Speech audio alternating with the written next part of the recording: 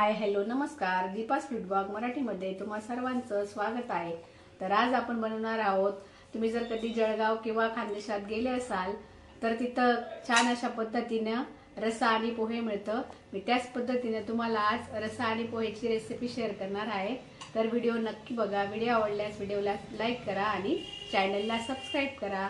धन्यवाद। एक कांदा बारीक चिरून घेतलेला आहे, एक टोमॅटो, अद्रक आणि लसूण ठेचून घेतलेलं आहे, कोथिंबीर घेतली आहे आणि एक वाटी मोड आलेली मटकी घेतलेली आहे। तर आज चला आपण रेसिपीला सुरुवात करूया। कुकर मध्येच रस्सा बनवणार आहोत, तर त्याच्यासाठी कुकर मध्ये मी घेतलंय 4 पळी तेल घेतलेलं आहे।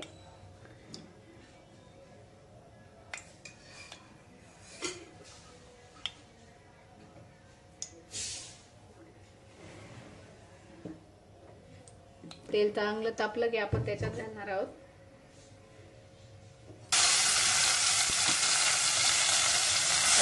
कांदा,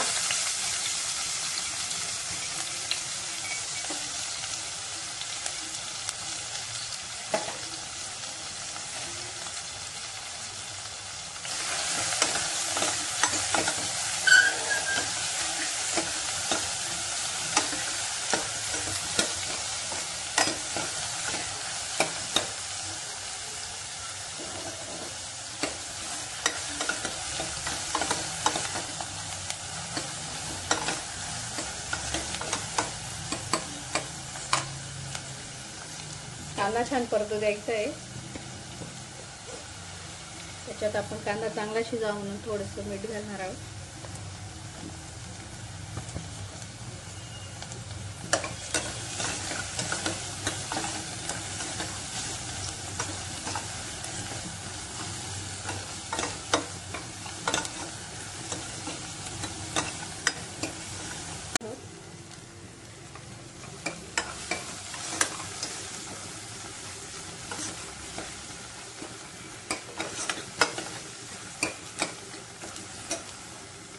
घालतोय आपण याच्यात टोमॅटो,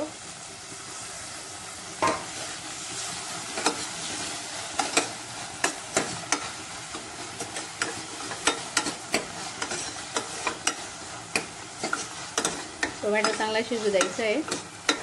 त्यानंतर आपण काही मसाले घालणार आहोत।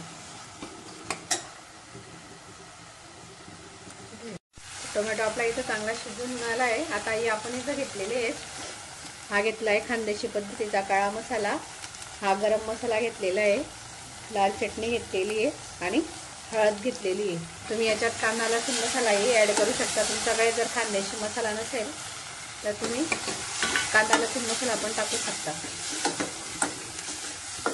आपण खानदेशी पद्धतीने रस्सा बनवतोय त्यामुळे मी खानदेशी मसाला वापरला आहे।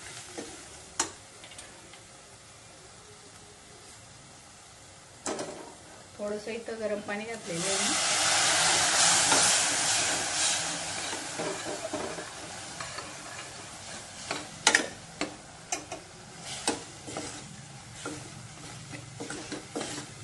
गॅस मीडियमच राहू द्यायचा आहे।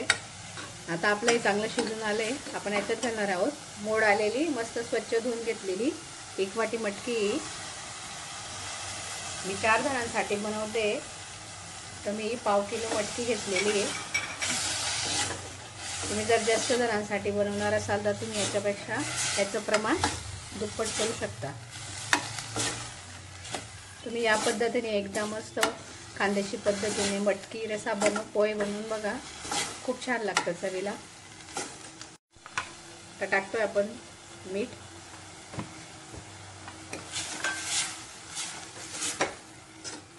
मीठ टाकून आपण याच्यात गरम पाणी घालणार आहोत। कुकरच्या 1 शिट्टी आपल्याला याची काढून घ्यायची आहे। आपण मटकी शिजवली नाही आहे, 1 शिट्टी छान मटकी शिजेल आणि आपला झटपट असा मस्त तरीदार असा रस्सा तयार होईल।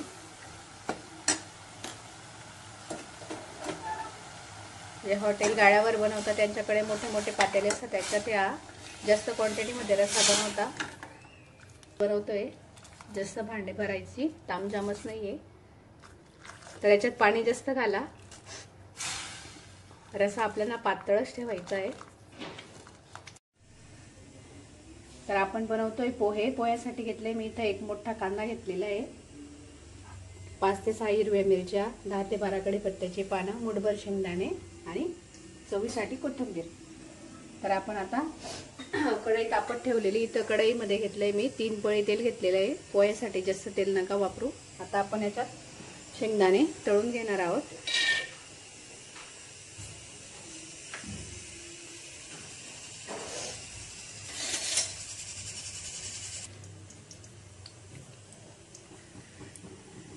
तुमचेही पोहे चिवट होत असतील किंवा खाताना घशात अडकत असतील तर या पद्धतीने पोहे करून बघा.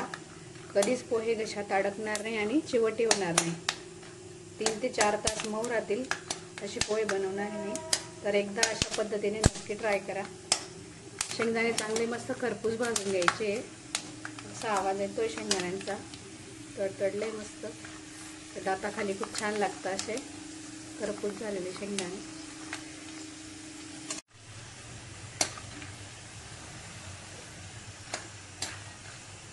आपले इथे शेंगदाणे मस्त झाले. जास्त लाल पण नका करू कारण त्यांच्यात कुकिंग प्रोसेस चालू असते. ते अजून शिजणार आहेत. आपण जोपर्यंत पोहे बनवतो तोपर्यंत.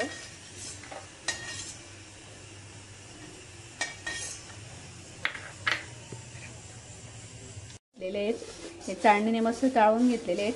खाली थोडी धूळ निघते पोह्यांमधून ते बघू शकता. रेग्युलर असे पातळ जो आपण नेहमी पोह्याला वापरतो ना तेच पोहे घेतलेले आहेत. मी स्वस्तिकचे पोहे वापरते. खूप छान पोहे होतात त्याचे.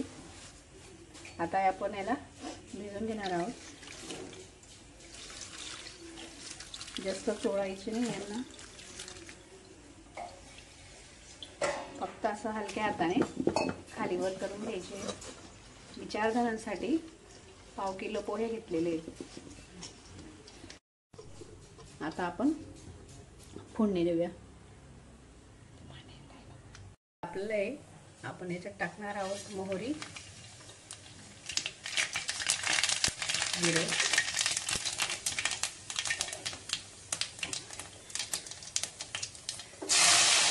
हिरव्या मिरच्या, कढीपत्ता.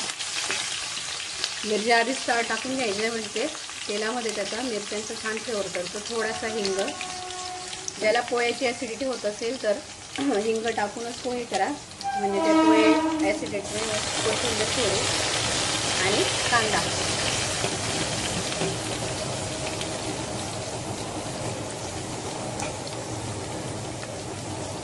कांदे पोहे म्हटले म्हणजे कांदा जास्त घालायचा पोह्यामध्ये. जसं आपण पाव किलो पोहे घेतले तर मी इथे 200 ग्रॅम कांदा चिरून घेतलेला आहे. कांद्यावरच पोहे चिरून आपण याला कांदे पोहे म्हणतो. कांदा जास्त वापरला म्हणजे पोहे मऊ राहतं आणि खायलाही मऊसर लागतं.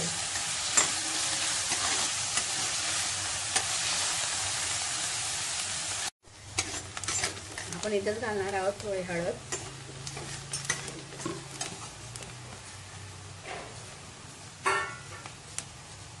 मीठ पण इथंच घालून घेणार आहोत म्हणजे पूर्ण पोह्याला ते छान लागलेलं असं.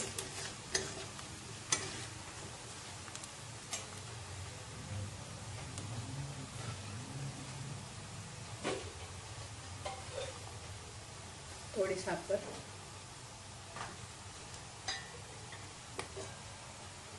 घालणार आहोत आपण इथं पोहे.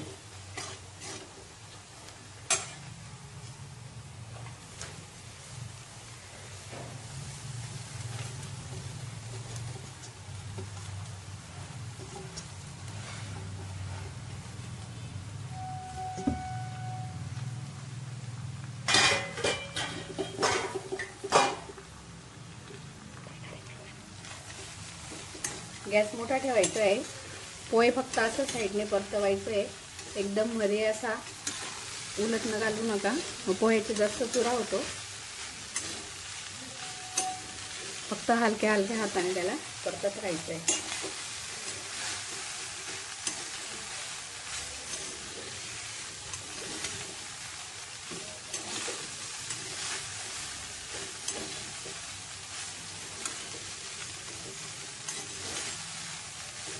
आता इथं वरून आपण शेंगदाणे घालून घेणार आहोत.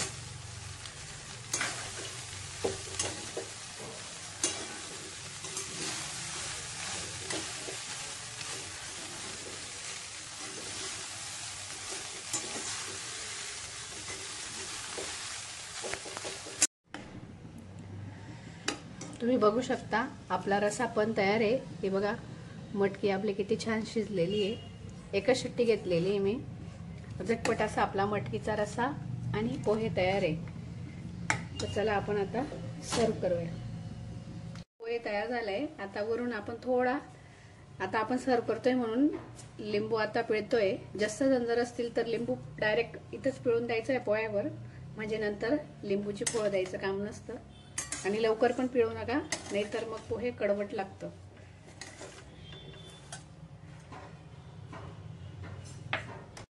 आता इथं आपलं झालंय रस्सा पोहे तयार आहे आपलं. तर याला आता आपण कसं खाऊ शकता, तर आपण घ्यायचे याच्यावर पहिले मटकी टाकून घ्यायची आहे आणि मग हा जो रस्सा असतो मटकीचा तो हवा तेवढा आपण टाकू शकतो. तर इतकं छान कॉम्बिनेशन आहे ना हे मटकी आणि रस्सा पोहेचं. तर एकदा तुम्ही नक्की ट्राय करा आणि कमेंट्स मध्ये कळवा की तुम्हाला कसं वाटलंय रस्सा पोहे.